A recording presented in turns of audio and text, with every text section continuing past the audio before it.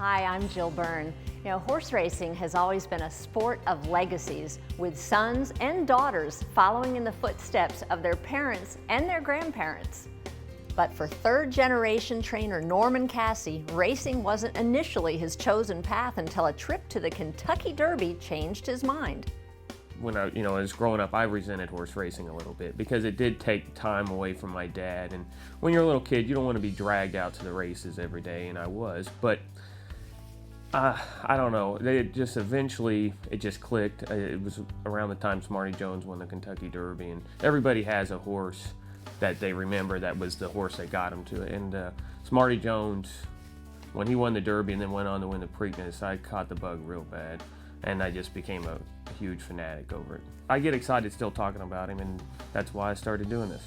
I actually went to Bellarmine University here in Louisville, and I was downstairs in the library in the basement while everybody else was studying. I was reading the racing forum and just trying to learn everything I could about the industry.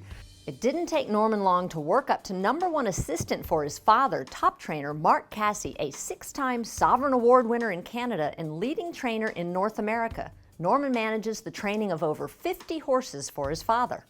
I think it's great. A lot of people would probably think, oh, there's a little more pressure. I think he respects me a lot, and he values my opinion, and so we have a really good working relationship. I'm here day to day, but ultimately Dad makes all the decisions, but his decisions are definitely based on my opinion. Norman is hoping 2 colts he oversees, Sky Hero and Flashaway, will begin the journey on the road to the Kentucky Derby in the Grade 2 Kentucky Jockey Club Stakes at Churchill Downs. The Derby means everything to me, so I know that our 2-year-olds are the ones that are going to get us there hopefully next year, so it's very, very exciting to have them. This is probably the toughest jockey club I've seen in a long time, so we could run our best race and still not hit the board. They're off in the Kentucky Jockey Club. Lucky Player and El Kabir came out well. International Star and Sky Hero have early speed too. El Kabir, Imperia, and Eagle. El Kabir and Imperia. It was not the result the Casse stable had hoped for. We know that they're both talented horses, and they both deserve, another chance at these type of races, and we'll just regroup with that. Norman had no time to dwell on disappointment. In the very next race, he would send out another Derby hopeful. Curlin-O. Oh, yes.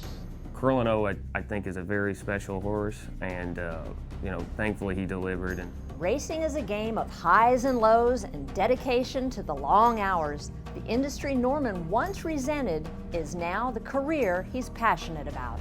Once you find something that you really love to do, you never work a day of in your life, and that's the way I look at it. I have to get up 7 days a week, but I get to come and do what I want to do, and there's something really nice about that.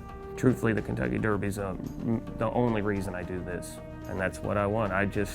The Derby is what got me pumped up about horse racing, and then that's all I really think about all the time.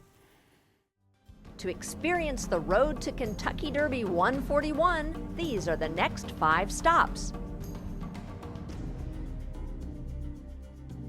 To win a trip to the 2016 Kentucky Derby, go to kentuckyderby.com/giveaway and enter the promo code. Look for a new code in each episode. For more opportunities to win, subscribe to the Kentucky Derby YouTube channel and follow the road to the Kentucky Derby.